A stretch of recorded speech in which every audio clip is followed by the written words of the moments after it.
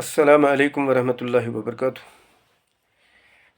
یہ ایک حقیقت ہے کہ جب انسان کا دماغ چھوٹا ہوتا ہے تو اس کو چیزیں بڑی دکھائی دیتی ہیں، اور جب اس کا دماغ ہی بڑا ہوتا ہے تو اس کو بڑی چیزیں بھی چھوٹی دکھائی دیتی ہیں۔ مقصد یہ ہے کہ قرآن پاک کے بارے میں جو بھی ایک انسان اپنی جگہ پر سوچتا ہے، میں سمجھتا ہوں کہ بہت کم سوچتا ہے۔ یہی وجہ ہے کہ ہماری سوچ پھر ہمارے پریکٹیکل کے دائرے کے اندر آ جاتی ہے، اور ہم اپنے بچوں کو سب سے پہلے قرآنی تعلیمات سے آراستہ کرنے کے لیے تیار نہیں ہیں۔ ہم ان کو پہلی ایجوکیشن جو ہے نا، قرآن کی ایجوکیشن نہیں دیتے ہیں۔ ہم سمجھتے ہیں کہ بعد میں کر سکتے ہیں۔ یہ پہلے تو ان کو سائنس کے فیلڈ میں آگے جانا چاہیے، پہلے میتھمیٹکس کے فیلڈ میں آگے جانا چاہیے۔ اس میں کوئی شک نہیں ہے کہ جتنے بھی سبجیکٹس دنیا کے اندر آئے ہیں، وہ سبجیکٹس بھی اپنی جگہ پر اہمیت رکھتے ہیں، لیکن سب سے زیادہ اہم سبجیکٹ جو مسلمانوں کے دائرے کے اندر ہی نہیں بلکہ پوری کائنات کے دائرے کے اندر جو سب سے اہم سبجیکٹ ہے وہ قرآن پاک ہے۔ کیونکہ ہمارا پیغمبر جو ہے نا، یہ ہمارا ہی پیغمبر نہیں ہے۔ جو آخری پیغمبر محمد رسول اللہ صلی اللہ علیہ وسلم، یہ صرف ہمارے ہی پیغمبر نہیں ہے۔ اللہ تعالیٰ نے قرآن کے اندر واضح کر دیا، وَمَا أَرْسَلْنَاكَ إِلَّا كَافَةً لِلنَّاسِ بَشِيرًا وَنَذِيرًا وَلَكِنَّ أَكْثَرَ النَّاسِ لَا يَعْلَمُونَ۔ اکثر لوگ نہیں جانتے ہیں کہ ہمارے پیغمبر کی حقیقت اور وضاحت کے ساتھ اس کو بالکل واضح کرنے کے لیے نہیں سوچتے ہیں لوگ۔ تو اس کو صحیح طریقے سے سوچنے کے لیے اگر دنیا نے ثابت کر کے دے دیا کہ آخر قرآن ہے کیا، تو ہم پھر بھی اس تلخ حقیقت کو جاننے کے لیے تیار نہیں ہیں۔ ہم پھر بھی اپنے بچوں کو پہلے ہی اس تعلیم سے ان کو الگ رکھتے ہیں، اور دنیا کے اندر ہم کیا کرتے ہیں، ان کو پہلے ہی ویسٹرنائزڈ طریقے سے ان کی بیسس سٹرانگ کرتے ہیں۔ ان کے دماغوں میں بالکل نہ ایک ایسی گند ڈالتے ہیں جس کی وجہ سے پھر آگے آنے والے وقت میں پھر وہ بالکل اس طریقے سے ہمارے دائرے کے اندر آ جاتی ہے۔ ہم نہیں سمجھتے ہیں کہ ہمیں کیا کرنا چاہیے تھا، اور بعد میں ہم کہتے ہیں کہ ہمارے گھروں کے اندر ایک مصیبت پیدا ہو گئی۔ وہ مصیبت پیدا ہونی ہے کیونکہ ہم نے مصیبت کو خود ہی اپنے ہاتھوں سے اپنے گھروں کے اندر لایا ہے، کیونکہ ہم نے ان کی دماغوں کو بالکل غلط طریقے سے غلط سانچے کے اندر ڈالا ہے۔ ایک ماں باپ سمجھتا ہے کہ جب میں اپنے بچوں کو صحیح طریقے سے پالوں گا، پوسوں گا، یا اپنی بیٹی کو اچھی طرح سے پالوں گا تو اس کے بعد میں جنت میں جاؤں گا۔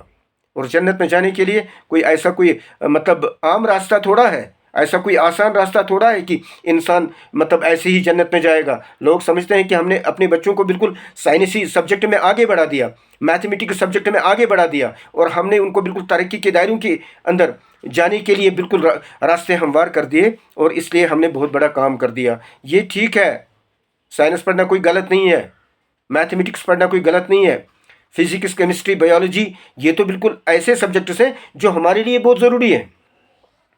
لیکن خدا را قرآن کو بھی سمجھنے کی کوشش کرو۔ قرآن پاک نے ثابت کر دیا میں آسمانی کتاب ہوں، پھر بھی ہم نہیں مانتے۔ قرآن پاک نے دنیا کے اندر اگر مسلمان لوگ قرآن کی تعریفیں کر رہے ہیں تو اس کا مطلب ہے ان کو تعریفیں کرنی ہے۔ انہوں نے بالکل ایمان لایا ہے قرآن پر، انہوں نے ایمان لایا ہے اللہ پر، انہوں نے ایمان لایا ہے محمد رسول اللہ صلی اللہ علیہ وسلم پر۔ لیکن جن لوگوں نے ایمان نہیں لایا اور وہ پھر بھی ایمان نہیں لائے، جب انہوں نے وضاحت کے ساتھ قرآن کو یہ سمجھا کہ قرآن کے اندر تلخ حقیقتیں واضح ہو رہی ہیں، تو وہ لوگ اپنے قلم سے قرآن کی تعریفیں کر رہے ہیں۔ اور ہم اپنی جگہ پر یہ نہیں سوچتے ہیں کہ ہم کتنے بڑے خوش نصیب ہیں کہ ہمارے دائرے کے اندر قرآن ہے اور ہم نے قرآن پر ایمان لایا ہے۔ لیکن ان لوگوں نے قرآن کی حقیقت کو واضح کرتے ہوئے بتا دیا کہ آج جو ہو رہا ہے، جس کو ہم سائنس کے دائرے کے اندر، بہت ساری تحقیقات کے دائرے کے اندر سمجھتے ہیں، وہ تو قرآن کے اندر ایک ایٹم بیسڈ پلیس بھی پکڑا ہوا نہیں ہے۔ قرآن کے اندر وہ ساری حقیقتیں جو ہے نا، وہ ایٹم بیسڈ پلیس پر بھی نہیں رکھی گئی ہیں، کیونکہ اتنا قرآن وضاحت کے ساتھ پوری کائنات کو واضح کر رہا ہے، لیکن پھر بھی ہم سمجھتے نہیں ہیں۔ تو میں ایک بات آپ کے سامنے واضح کر رہا ہوں، کیونکہ ابھی دیکھو جو فلکیات ہیں، جس کو ہم سبجیکٹ آف ایسٹرونومی کہتے ہیں، یہ ایک ایسا سبجیکٹ ہے جو بالکل نہ فلکیات سے بلانگ کرتا ہے، آسمان سے بلانگ کرتا ہے۔ اور ان کے بارے میں ایک سائنٹسٹ جو تھا، اس نے 1927 میں ایک بات واضح کر دی، کیونکہ اس سے پہلے جو بات تھی وہ سبھی لوگ کہتے تھے یہ جو پوری کائنات جو ہے نا، یہ سٹیٹک ہے۔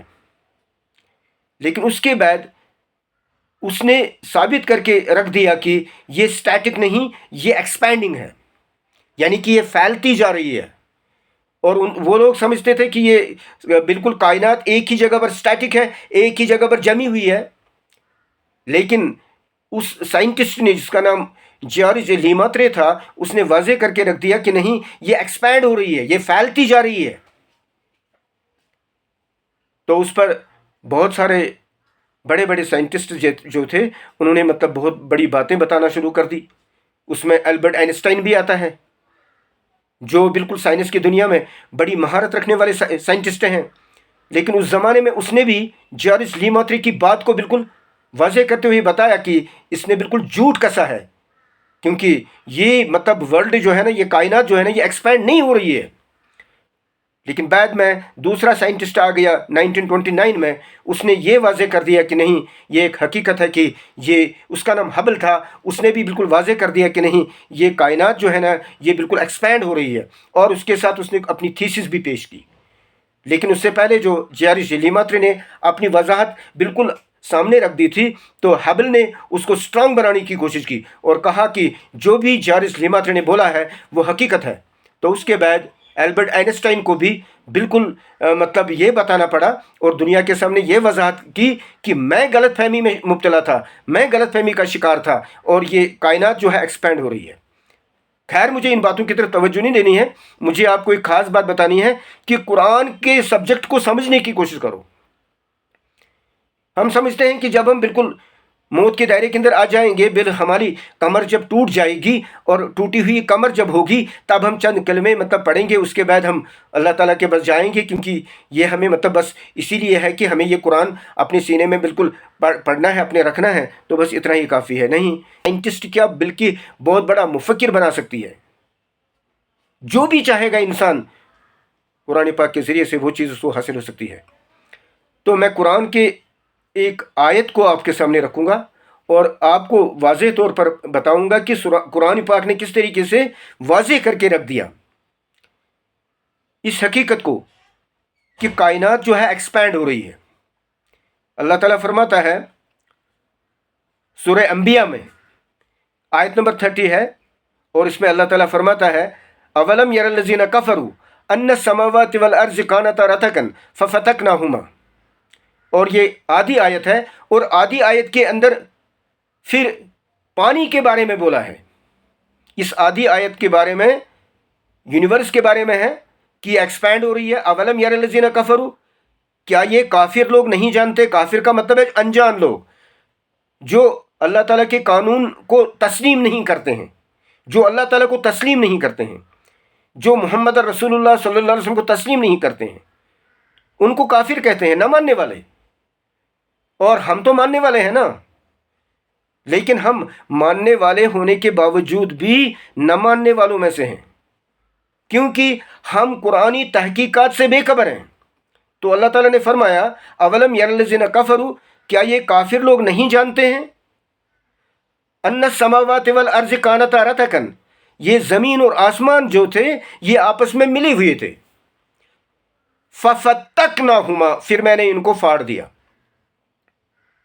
اور یہ ملا ہوا ہونا اور پھاڑنا، یہی تو بگ بینگ تھیوری ہے جو جیارج لیماترے نے بتائی، جو ہبل نے جس کو بالکل نہ انہانسمنٹ کی، جو بعد میں جتنے بھی سائنٹسٹ اس زمانے میں تھے انہوں نے اس بات کو واضح کر دیا۔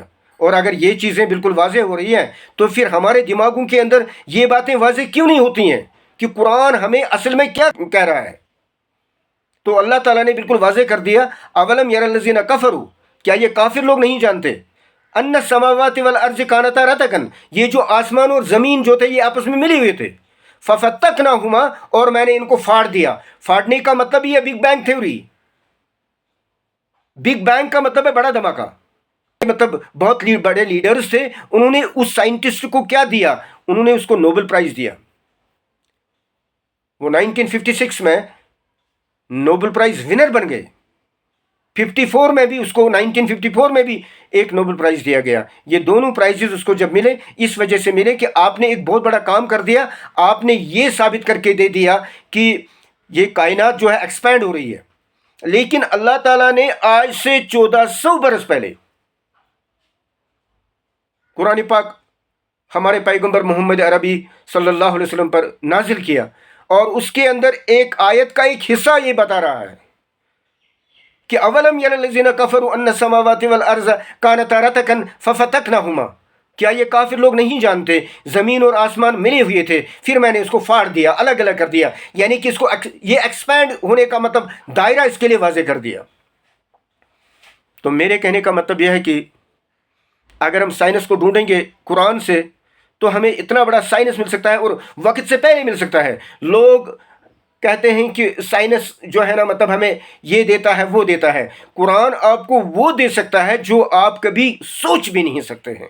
इसलिए मेरे दोस्तों, मेरे बुज़ुर्गों, मेरे बच्चों, आप सबसे पहले कुरान के साथ बिल्कुल इतना मजबूत दायरा मतलब वसी करने की कोशिश करो, ताकि आपके अंदर जो है ना कुरानी तालीमात आपके दिमाग के अंदर आ जाएंगी, और आप बहुत बड़े साइंटिस्ट, क्या वर्ल्ड के एक बहुत बड़े मुफक्किर बन सकते हैं, और बहुत बड़े बिल्कुल ना एक मतलब समझो एस्ट्रोनॉमिस्ट बन सकते हैं, आप एक फिजियोलॉजिस्ट बन सकते हैं, आप एक एनाटॉमिस्ट बन सकते हैं, आप एक बहुत बड़े मैथमेटिशियन बन सकते हैं। यानी कि दुनिया के जितने भी शोबे हैं वो सारे शोबे अल्लाह ताला ने कुरान पाक के अंदर रखे हैं। तो मुझे मालूम है कि अगर मुझे कहने में किसी किस्म की कोताही हुई होगी, आप उन बातों की तरफ नहीं जाओगे, लेकिन जो मेरी असल बात है उस बात की तरफ आप गौर फरमाओगे, और मेरी बातों को बिल्कुल ना अपने दिमाग में रखते हुए कुरान की तरफ बिल्कुल एक अच्छा राब्ता और बिल्कुल मजबूत राब्ता कायम करने की कोशिश करोगे। और अपने बच्चों को जब वो बचपन में ही होंगे, अभी उनकी ज़ुबान जब बिल्कुल ना आएगी, उसी वक्त से सबसे पहले कुरानी तालीमात से आरास्ता किया जाएगा बच्चों को। अगर आप ऐसा करोगे कि दुनिया में कोई कौम आपको तोड़ नहीं सकती है, और आप बुलंदी पर जाओगे।